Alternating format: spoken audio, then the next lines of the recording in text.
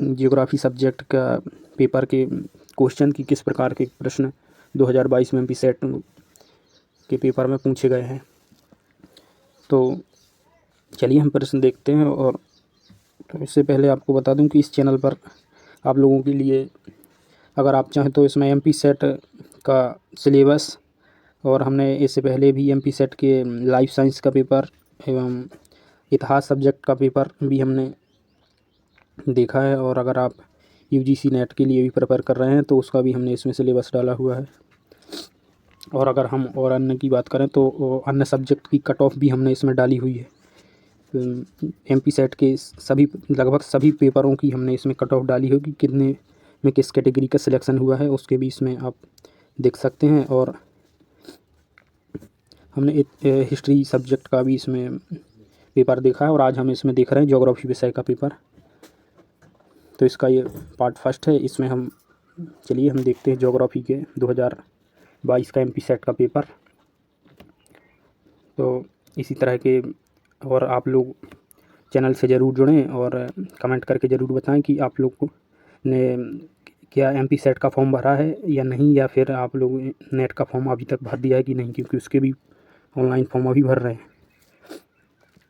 तो चलिए हम देखते हैं आज एमपी सेट 2022 का पेपर कि किस तरह के प्रश्न उसमें पूछे गए, ताकि इस तरह से हम आगे की जो है प्रिपरेशन कर सकें कि किस तरह कौन कौन से टॉपिक इम्पोर्टेंट हैं कौन नहीं है। तो चलिए हम देखते हैं।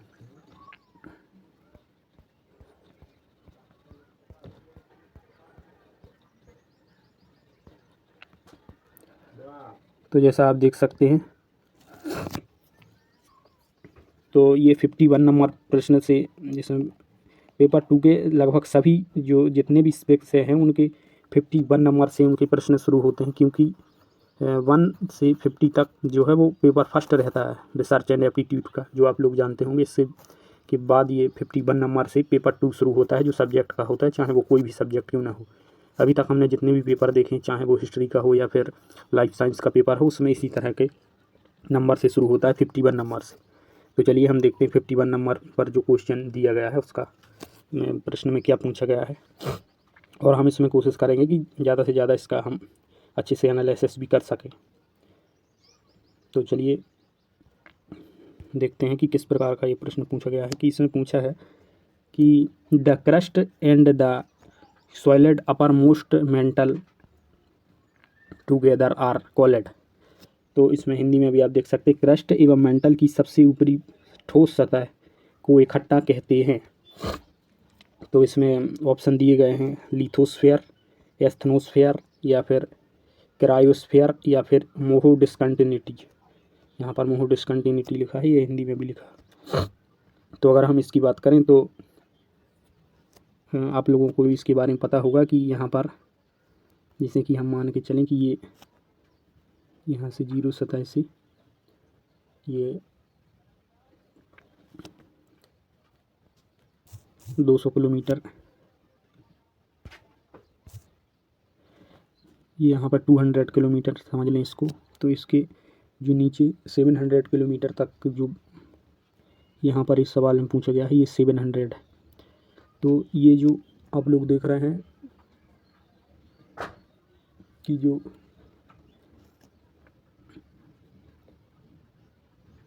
ये ऊपरी सतह जो 0 डिग्री से 200 किलोमीटर तक, ये पूरा लिथोस्फीयर कहलाता है, लिथोस।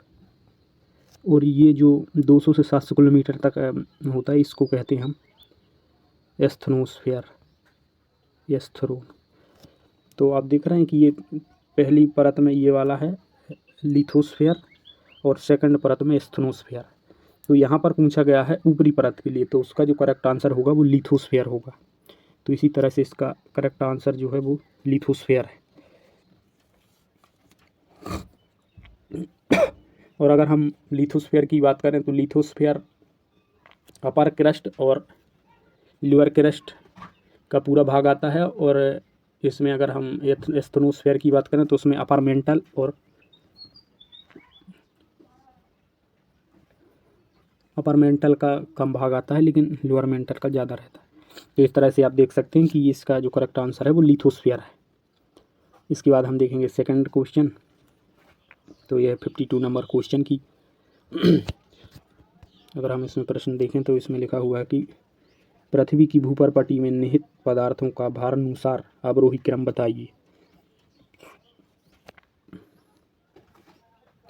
Find the descending order of elements by which considered earth crust. तो आप देख सकते हैं कि यहाँ पर अवरोही क्रम में पृथ्वी के भूपर्पटी में निहित पदार्थों के बारे में पूछा गया है, उसका आरोही क्रम। तो फर्स्ट उसमें है ऑप्शन में कि सिलिकॉन, ऑक्सीजन या एल्यूमिनियम।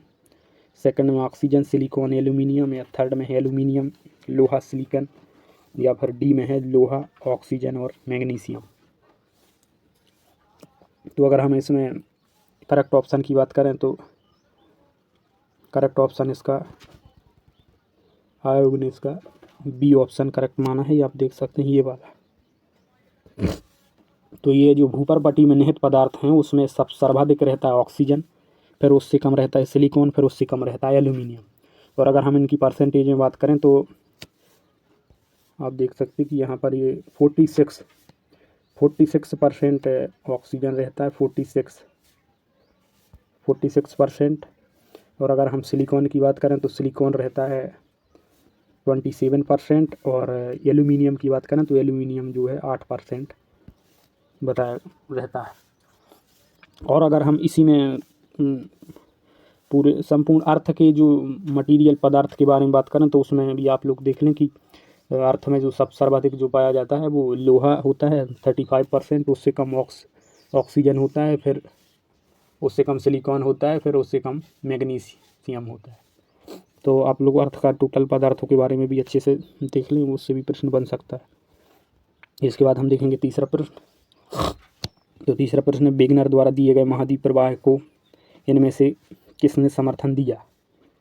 तो आप लोग भी जानते होंगे कि महाद्वीप प्रवाह जो कॉन्टिनेंटल ड्रिफ्ट थ्योरी है वो 1908 F.B. टेलर ने 1908 में और 1908। तो आप देख सकते हैं जो यहाँ पर F.B. टेलर दिया हुआ है, इन्होंने इसका समर्थन और इन्होंने ही पहले दिया। इसके बाद में वेगनर ने 1912 में थ्योरी दी थी कॉन्टिनेंटल ड्रिफ्ट थ्योरी। तो इस हिसाब से इसका करेक्ट आंसर जो है वो F.B. Taylor the correct answer of 53 number question. इसके बाद हम देखेंगे 54 नंबर क्वेश्चन। और अगर हम इस तरह से इसका विश्लेषण करेंगे तो थोड़ा वीडियो लंबा बन सकता है, तो आप लोग विश्लेषण थोड़ा करेंगे तो उसमें फिर वीडियो लंबा ही बन सकता है। तो चलिए हम देखते हैं 54 नंबर क्वेश्चन। तो अगर हम 54 नंबर क्वेश्चन की बात करें तो यहाँ पर पूछा गया है कि लहर निक्षेप का उद्भव संबंधित है। द ओरिजिन ऑफ डिपॉजिट लहर इज एसोसिएटेड विथ। तो ये लहर निक्षेप के बारे में पूछा है। अब आप लोग खुद दिमाग लगाइए इसका क्या आंसर होना चाहिए। पवन से या जल से या फिर ज्वालामुखी से या भूजल से, अंडरग्राउंड वाटर, वॉल्केनो वाटर या विंड। तो इस समय लहर निक्षेप के बारे में पूछा गया, जो लहरों द्वारा निक्षेप।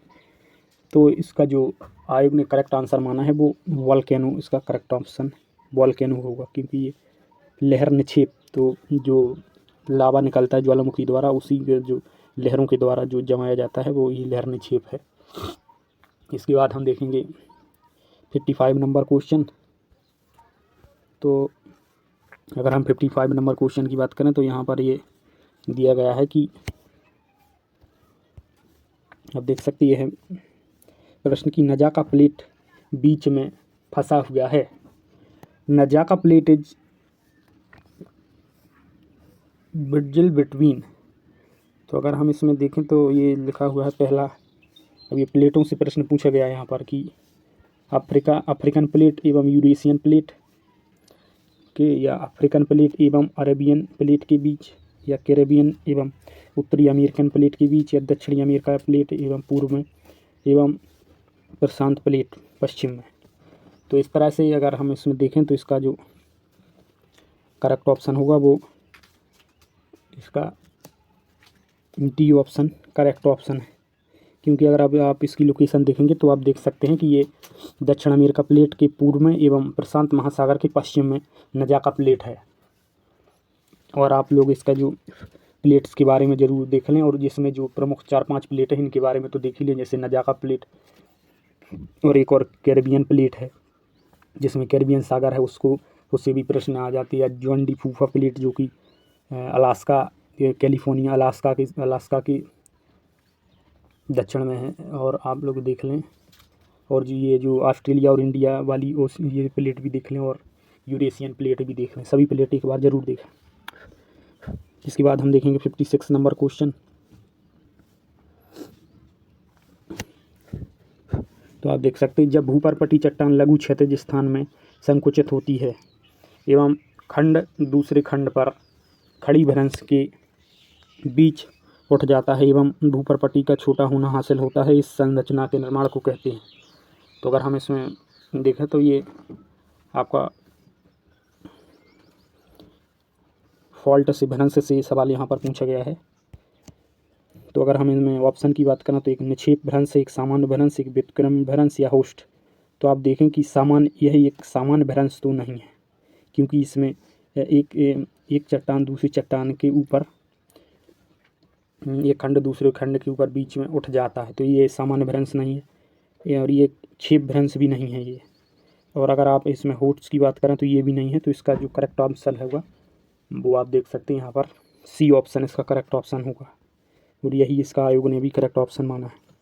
तो इस तरह के प्रश्न तो हम यहाँ पर ऑप्शन ही देख के कर सकते हैं कि क्षेप भ्रंश तो नहीं होगा। सामान्य भ्रंश में इस तरह की जो यहाँ पर बताया गया है कथन में वैसा नहीं हो सकता, और होस्ट तो होता ही नहीं है, तो इसका वृत्त यही भर बचेगा। तो ये रिवर्स फॉल्ट इसका करेक्ट ऑप्शन, रिवर्स फॉल्ट।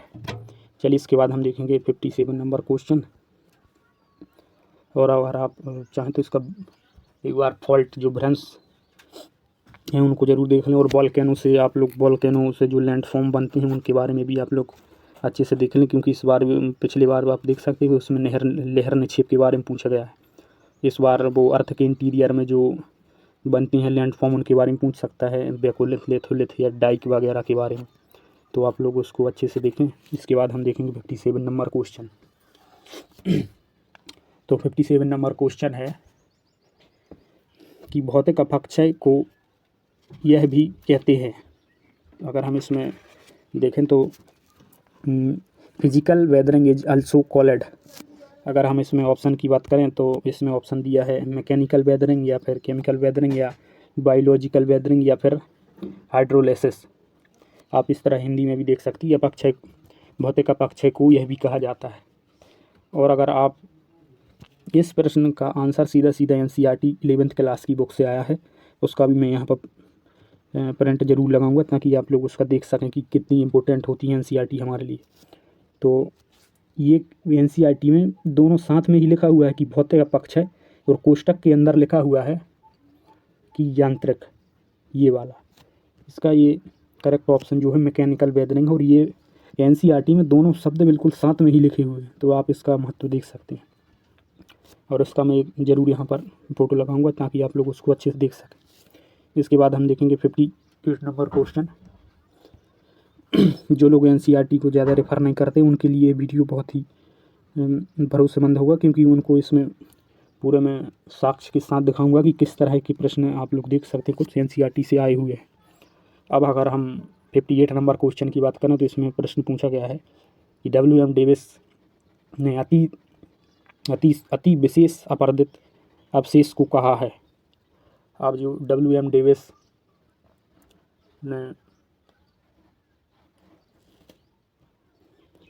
तो अगर हम जो डेविस का जो सिद्धांत है उसकी बात करें तो अगर WM डेविस ने जो सिद्धांत दिया था उसमें पहली प्लेन तो नहीं, इन्होंने जो अति विशेष अपरदित, तो आप लोगों को भी पता होगा कि जो WM डेविस का जो सिद्धांत है उसके अनुसार जब लास्ट में जब अत्यधिक निक्षेपण होता है और जो लास्ट की अवस्था होती है उसमें कुछ भाग ऐसे ऊपर की ओर उठ जाते हैं और ये वाला भाग इस तरह हो जाता है। तो जो यहाँ पर ये वाला भाग है, इसमें ये उठे हुए भाग हैं, इन्हीं को उसने मोनार्ड कहा है। तो अगर हम इस तरह से देखें तो इसका करेक्ट ऑप्शन होगा डी ऑप्शन, मोनार्ड। और अगर हम इसमें ये जो शब्द दिए हैं पेन प्लेन, तो यहाँ पर पेन, ये शब्दों से भी कई बार प्रश्न आते हैं कि जैसे अगर हम बात करें पेनी प्लेन, तो ये पेनी प्लेन शब्द भी डेविस का है। डेविस और पेडी प्लेन। और अगर हम पेडी प्लेन की बात करें तो ये एल सी किंग ने दिया था, ये एल सी किंग पेडी प्लेन। और अगर हम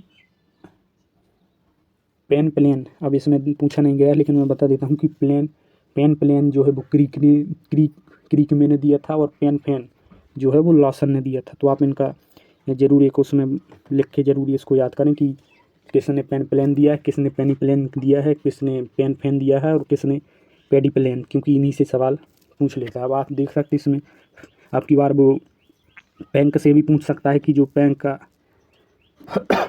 प्रारंभिक अवस्था और लास्ट की अवस्था उसने क्या कहा है, प्राइमर आर्म फॉरेंडर आर्म के बारे में भी पूछ सकता है। तो आप लोग उसको भी ज़रूर देखें। इसके बाद हम देखेंगे 59 नंबर क्वेश्चन।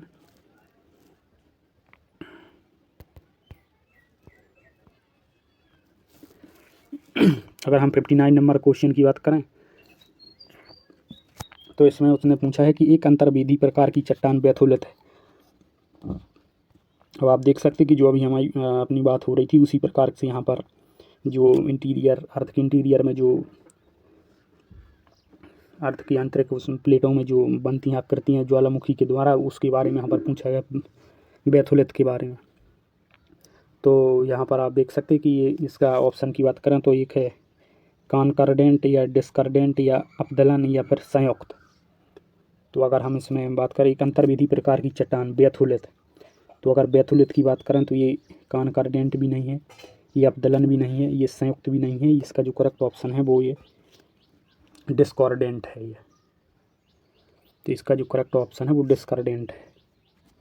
इस तरह से आप ये देख सकते हैं बैथोलिथ के बारे में भी यहाँ पूछा गया है। और आप लोग इसका जो और अन्य प्रकार की जो लैंडफॉर्म होते जैसे कि बैथोलिथ तो यहाँ पर पूछा गया तो ये नहीं पूछेगा, लेकिन इसकी लेकोलिथ होता है, जैसे कि एक फैथोलिथ होता है, एक डाइक होता है, तो इन सब के बारे में पूछ सकता है।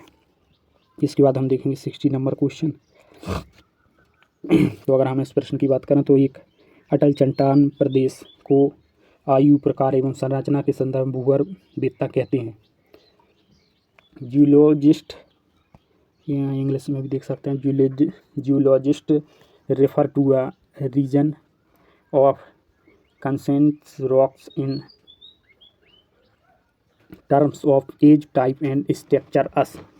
तो अगर हम इसमें देखें तो ग्रोवन है, एक ये है फ्रेटिक विस्फोटक, या फिर यहाँ पर देखें तो इरुप्टेशन या फिर सस्पेक्ट टेरॉन या फिर टेरॉन। तो अगर हम इस क्वेश्चन की बात करें तो इसका जो करेक्ट ऑप्शन है वो टेरॉन इसका करेक्ट ऑप्शन है कि ये अटल चट्टान प्रदेश को आयु प्रकार एवं संरचना के संदर्भ में भूगर्भवेत्ता जो है वो टेरॉन कहते हैं। इसके बाद हम देखेंगे 61 नंबर क्वेश्चन। तो आप देख सकते हैं 61 नंबर क्वेश्चन है कि निम्नलिखित में से कौन सी गैस शुष्क हवा के आयतन में निम्नतम प्रतिशत में होती है। तो अगर हम इसमें देखें ऑप्शन की बात करें तो इसमें आर्गन है, कार्बन डाइऑक्साइड, हीलियम है और नियॉन है। तो अगर हम इसमें देखें तो इसमें जो है कौन सी गैस शुष्क हवा के आयतन में निम्नतम, शुष्क हवा में आर्गन नहीं होगा, इसका ऑक्सीजन भी नहीं होगा या नियॉन भी नहीं होगा। इसका जो होगा सी ऑप्शन इसका करेक्ट ऑप्शन होगा हीलियम। आप देख सकते हैं ये हीलियम। इसके बाद हम देखेंगे 62 नंबर क्वेश्चन। तो आप देख सकते हैं जो एयर बेल्ट से ये प्रश्न पूछा गया है। तो यहाँ पर क्वेश्चन पूछा गया है कि विषुवत रेखा से ध्रुवों की ओर, आप देख सकते हैं यहाँ पर ये प्रश्न है, विषुवत रेखा से ध्रुवों की ओर धरातलीय पवनों का आदर्श प्रतिरूप है 0 डिग्री से ध्रुवों की ओर। तो ये फर्स्ट ऑप्शन की अगर हम बात करें तो इसमें डोल्ड्रम, ट्रेड विंड, वेस्टर्लीज और ईस्टर्लीज की यहाँ पर फर्स्ट ऑप्शन में दिया है। सेकंड में doldrum, westerlies and trade wind और ईस्टर्लीज। इसी तरह से थर्ड ऑप्शन में डोल्ड्रम और easterlies, trade wind and westerlies. और ये फोर्थ ऑप्शन में डोल्ड्रम और ये दिया गया है। तो आप यहाँ भी देख प्रशांत मंडल, सनमार्गी पवन या पूर्वाई पछुआ पवन। तो अगर हम इसमें तो अगर आप इसको देखें तो इसका जो करेक्ट ऑप्शन होगा वो, इसका करेक्ट ऑप्शन ए ऑप्शन इसका करेक्ट ऑप्शन होगा। सबसे पहले 0 डिग्री के 5 डिग्री उत्तर दक्षिण में डोलड्रम होता है। इसके बाद में फिर ये सनमार्गी पवन, प्रशांत मंडल सनमार्गी पवन, फिर पवन पछुआ पूर्वाई पवन और फिर पूर्वाई। तो इसका इस तरह से ये ऑप्शन करेक्ट होगा। इसके बाद हम देखेंगे 63 नंबर क्वेश्चन। तो आप देख सकते हैं क्लाइमेट से, क्लाइमेट क्लासिफिकेशन से क्वेश्चन पूछे गए हैं। तो यहाँ पर ये कोपेन का है। तो आप लोग अब आगे के लिए इसमें थर्नथोवेट या तरबारथा ने जो दिए हैं उनसे प्रश्न इस बार बन सकते हैं, तो आप उसको भी थोड़ा अच्छे से देखें। तो ये जो कोपेन के जलवायु वर्गीकरण से इसमें सवाल पूछा गया है। तो कोपेन ने जो अपना सिद्धांत है वो सर्वप्रथम, अब कोपेन से ही पूछ लें कि कोपेन ने अपना सिद्धांत कब दिया था। तो सबसे प्रथम में इन्होंने अपना जो थ्योरी है वो 1900 में प्रारंभ में दिया था। इसके बाद इसका संशोधन उन्होंने 48 और 36 नहीं 48 नहीं है यहाँ पर, 1918, ये 1918 दो बार संशोधन किया। एक बार 1900 में पहली बार सिद्धांत दिया, इसके बाद 1918 में इसमें वो किया और संशोधन, और उसके बाद में 1936 में इन्होंने संशोधन किया। और अगर हम इसमें बात करें तो इन्होंने क्लाइमेट के जो भाग बताए वो 5 भाग बताए, और उपभागों की बात करें तो इन्हें 29 उपभाग बताए हैं। और इनका जो सिद्धांत है वो स्थानीय वनस्पति पर आधारित इन्होंने जलवायु वर्गीकरण का सिद्धांत दिया है। तो चलिए अब हम इसमें प्रश्न की ओर देखते हैं कि प्रश्न में आखिर में पूछा गया है। तो ये सब चीज़ें आप लोग अच्छे से याद रखें ताकि नेक्स्ट एग्ज़ाम में ये सब काम आ सके आप। तो यहाँ पर पूछा गया है कि कोपेन के जलवायु वर्गीकरण के अनुसार CFA क्या दर्शाता है। अब आप लोग देख सकते हैं कि इसमें उन्होंने पूछा है।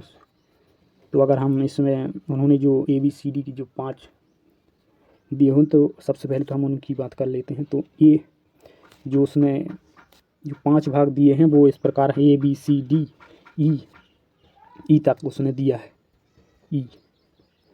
तो अगर हम उसमें अगर ये कोपेन के ही ABCD ऑप्शन माने तो उसने प्रथम ऑप्शन में दिया था कि जो A क्लाइमेट होगी वो उष्ण कटिबंधीय जलवायु होगी, B क्लाइमेट जो होगी वो शुष्क जलवायु होगी, C क्लाइमेट जो होगी वो उष्ण शीतोष्ण मध्य अक्षांशीय जलवायु होगी, और D प्रकार की जलवायु होगी महाद्वीपीय शीतल, और जो E ऑप्शन होगा वो ध्रुवीय शीत जलवायु। इस तरह से उसने 5 अल्फ़ाबेट में क्लाइमेट को वर्गीकृत किया था। तो आप देख सकते हैं कि यहाँ पर जो सवाल है वो C इस तरह से। तो अब हम ऑप्शन को ही देखते हैं, नहीं तो आप बोलेंगे कि, और आपको जरूर कहूँगा कि आप लोग इस सिद्धांत को अच्छे से देख लें। तो अगर हम इस प्रश्न को देखें तो इसके जो ऑप्शन हैं वो पहला ऑप्शन है आर्द्र उपोष्ण कटिबंधीय जलवायु, मध्य अक्षांशीय मरुस्थलीय जलवायु, उपोष्ण कटिबंधीय मरुस्थलीय जलवायु, STP जलवायु। तो इसका जो करेक्ट ऑप्शन है वो ये होगा आर्द्र उपोष्ण कटिबंधीय जलवायु। इसके बाद हम देखेंगे 63 नंबर क्वेश्चन, 64 नंबर। तो यहाँ पर आप देख सकते हैं इसमें पूछा गया है कि वृक्षों में तिथि निर्धारण तथा वार्षिक बलियों का अध्ययन खालिस्तान इसमें कहलाता है। तो आप देख सकते हैं कि इसका जो आंसर है वो कॉमन सेंस से भी दिया जा सकता था कि आइसोटोप विश्लेषण। अब इसके ऑप्शन ही देख कर आप देख सकते हैं कि चरमोत्कर्ष वनस्पति, या वृक्ष कालानुक्रमी, या फिर वनस्पति सूचकांक। तो आप देख सकते हैं कि थर्ड ऑप्शन जो इसमें है कि वृक्ष, तो यहाँ पर वृक्ष की बात की गई है। तिथि निर्धारण, तो यहाँ पर लिखा कालानुक्रमी। तो कालानुक्रमी का मतलब भी वही होता है कि समय का निर्धारण या तिथि का निर्धारण। तो इस तरह से इसका जो करेक्ट ऑप्शन होगा वो C ऑप्शन होगा, डेंड्रोक्रोनोलॉजी इसका करेक्ट ऑप्शन होगा। तो आप लोग इस तरह के प्रश्नों को भी, क्योंकि इसमें सेट में 5 से 10 प्रश्न तो इस तरह के आते हैं कि उसमें आपको कॉमन सेंस ही लगाना पड़ेगा। चलिए इसके बाद हम नेक्स्ट क्वेश्चन देखते हैं। तो हम देखेंगे 65 नंबर क्वेश्चन।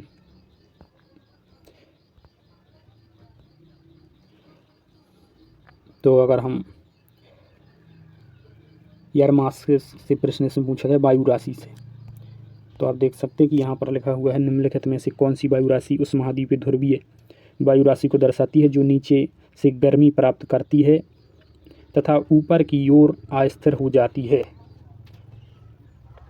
तो आप लोग जो इसका क्लासिफिकेशन है एयर मास का उसको भी देख लें कि सी इसमें क्या है, वर्ड के द्वारा ही सब दर्शाया जाता है। सी से क्या दर्शाते हैं, पी से क्या दर्शाते हैं, के से कोल्ड दर्शाते हैं और एस से क्या दर्शाते हैं। इस तरह के आप लोग देख सकते हैं कि सी से कॉन्टिनेंटल और पी से पोलर ध्रुवीय ठंडी से, यानी कि के से कोल्ड ठंडी और एस से इसमें जो स्थिर होती है उसको भी इसमें दर्शाते हैं।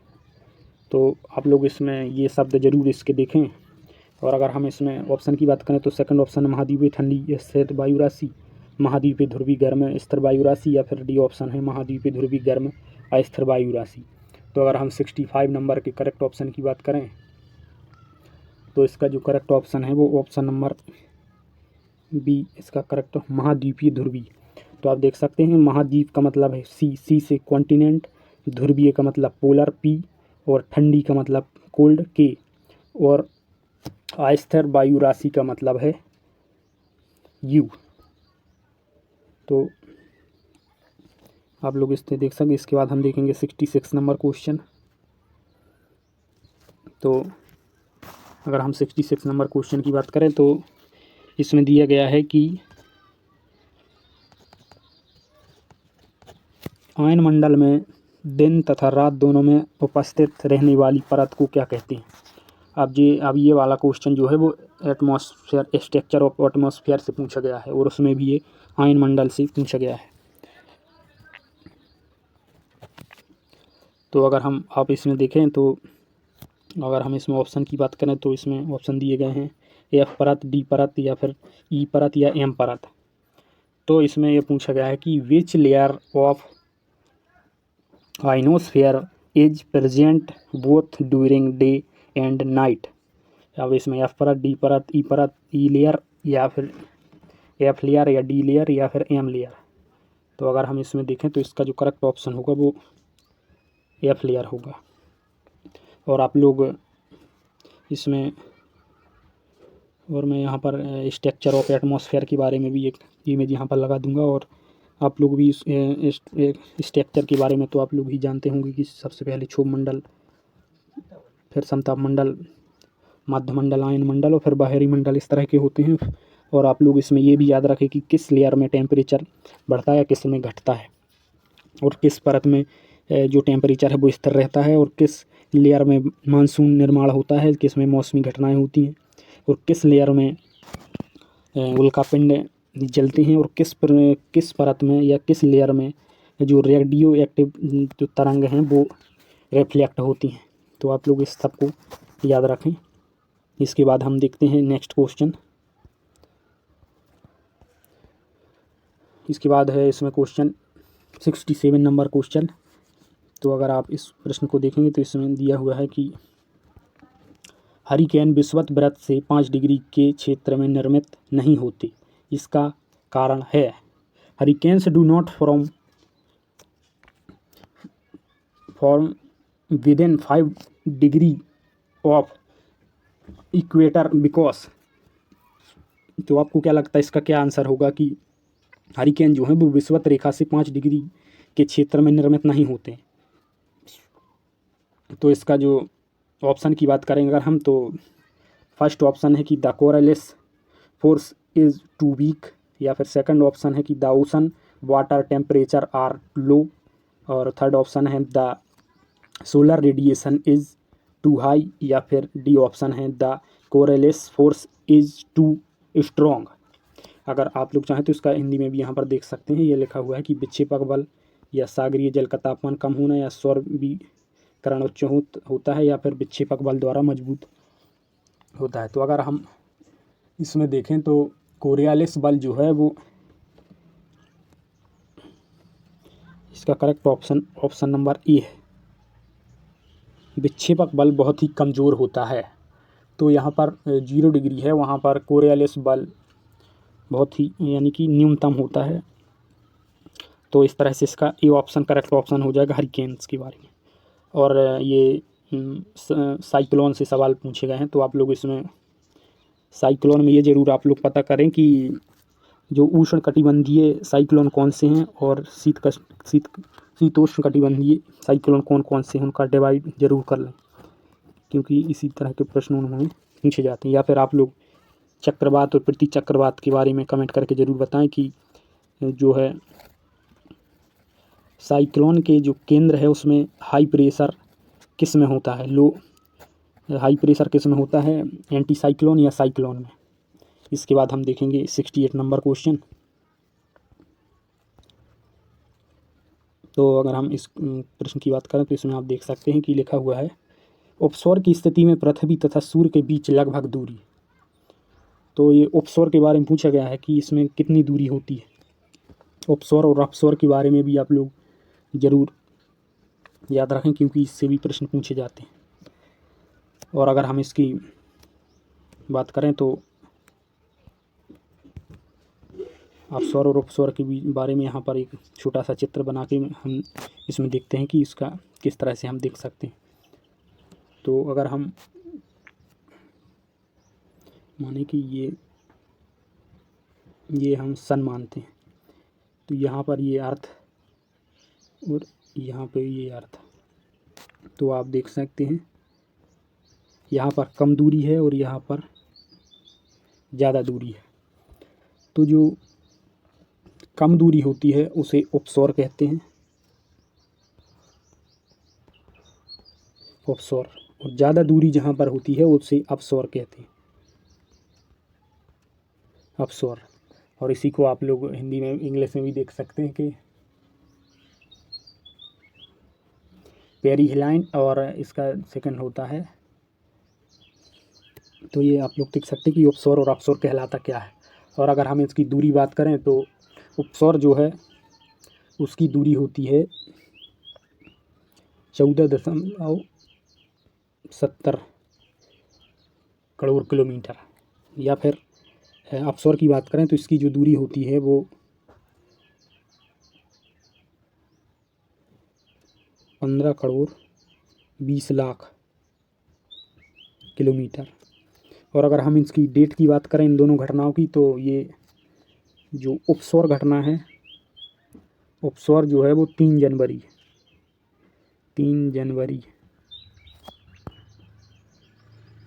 ये आप लोग देख लें जनवरी। और ये वाली जो है, जो अपसौर जो है वो 4 जुलाई को, ये वाली घटना 4 जुलाई को होती है। तो इस तरह से आशा करता हूँ कि आप लोग समझ गए होंगे। इसके बाद हम इस प्रश्न को देख लेते हैं।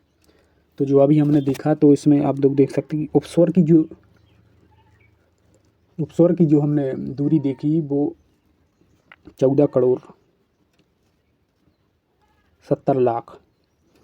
तो इस तरह से आप इसका, अगर हम करेक्ट ऑप्शन की बात करें 14 करोड़ 70 लाख की, तो वो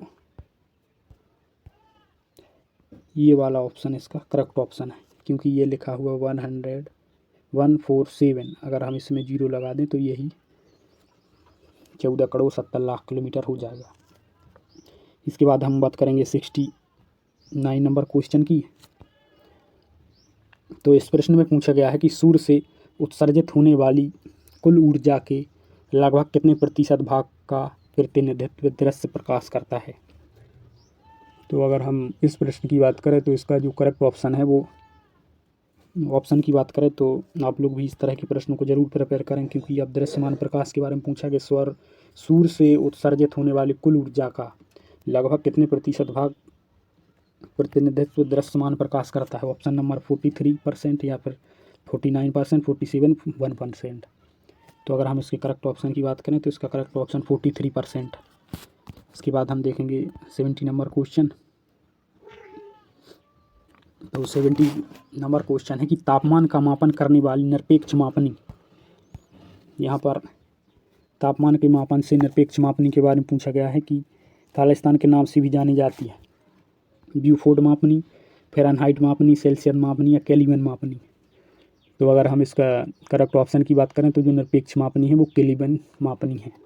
तो केल्विन मापनी यहाँ पर डी ऑप्शन में दिया गया है। तो इसका केल्विन मापनी करेक्ट आंसर है। Correct answer of 70 number question. और अगर अन्य मापने की बात करें तो वायुदाब मापी या फिर जो भूकंप मापी यंत्र होते हैं, वर्षा मापी, आर्द्रता मापी या फिर वेग मापी या फिर वायु की दिशा या लवणता या फिर वायुमंडलीय गैसों को मापने वाले यंत्रों के बारे में आप लोग ज़रूर अच्छे से पढ़ लें। और आप लोग अगर तो आप लोग इसमें कमेंट करके ज़रूर बताएं एक प्रश्न का उत्तर कि जो है आर्द्रता को हम किस यंत्र के द्वारा नापते हैं। इसका ऑप्शन करेक्ट ऑप्शन आप लोग आंसर कमेंट करके ज़रूर बताएं कि आर्द्रता को किस यंत्र से नापा जाता है। इसके बाद हम देखेंगे 71 नंबर क्वेश्चन।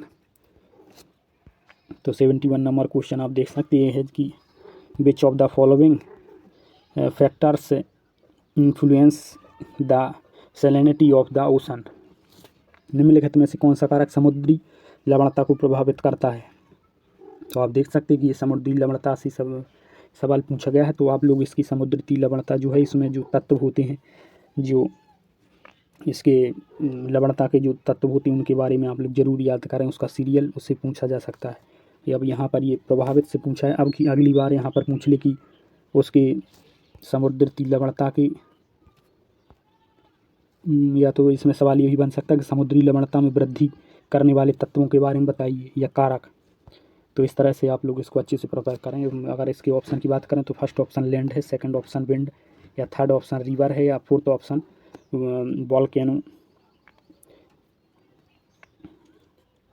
वॉल्केनो से जो निकलने वाली एग या जो राख है उससे। तो अगर हम देखें तो इसका कि समुद्री लवणता को प्रभावित है, तो अगर इन सब ऑप्शन में देखें हम तो इसमें जो नदी है वो लवणता को सर्वाधिक प्रभावित करती है, क्योंकि ये एक कारक है लवणता को प्रभावित करने, क्योंकि ये हिमालय या फिर अन्य लैंड से निकल के नदियाँ आती हैं और वो अपने साथ ताज़ा शुद्ध बिना लवण युक्त पानी लाती हैं और वो समुद्र में मिलाती हैं और वहाँ लवणता घट जाती है।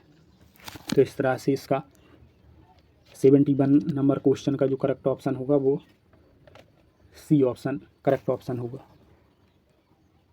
और अगर हम इनके प्रभावित करने वाले कारकों की बात करें लवणता के, तो उसमें नदी के साथ और अन्य कारण हो सकते हैं, जैसे कि जलधाराएं, टेम्परेचर, या फिर आप रेनफॉल, रेनिंग भी समझ वर्षण, या फिर रिवर, या फिर साइक्लोन, या फिर सुनामी। इन सब कारणों के द्वारा जो है लवणता प्रभावित होती है। और अगर हम आप लोग ये भी याद रखें कि सर्वाधिक लवणता किस सागर में है। अगर हम यहाँ पर एक प्रश्न और आपसे पूछे कि लाल सागर की लवणता कितनी है, आप लोग कमेंट करके ज़रूर बताएं। या फिर बॉन झील जो टर्की में है उसके बाद सेकंड नंबर का जो लवणता में सागर है वो कौन सा है, तो आप लोग ज़रूर बताएं। इसके बाद हम देखेंगे 72 नंबर क्वेश्चन।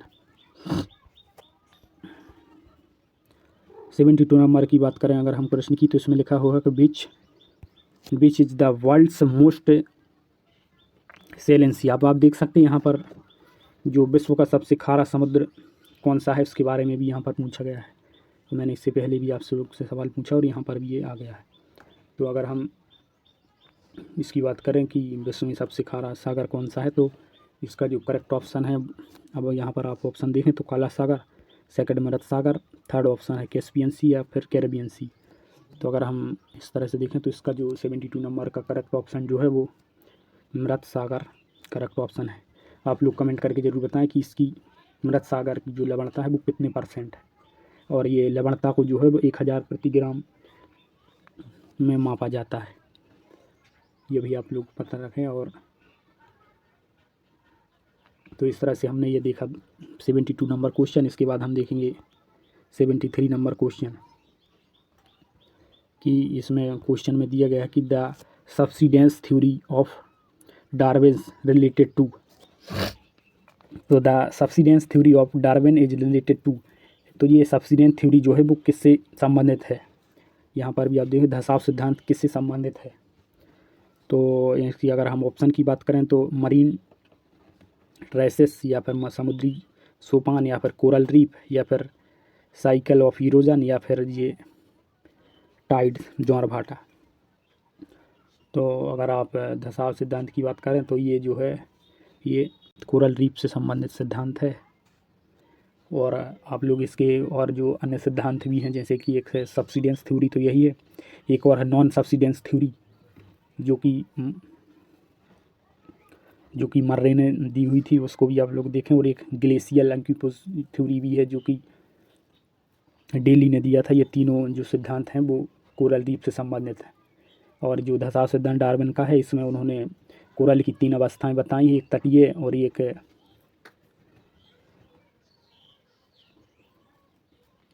तीन अवस्थाएं उन्होंने बताई, जिसमें कि लास्ट अवस्था 2 है उसकी जो एटॉल है, और प्रथम अवस्था उसकी जो है वो तटीय है, और फर्स्ट अवस्था जो है वो तटीय, सेकंड है बैरियर, या थर्ड वाली जो है एटॉल है। एटॉल जो कि हॉर्स के पाँव की आकृति की तरह है, हॉर्स के पाँव की आकृति की तरह बनती है।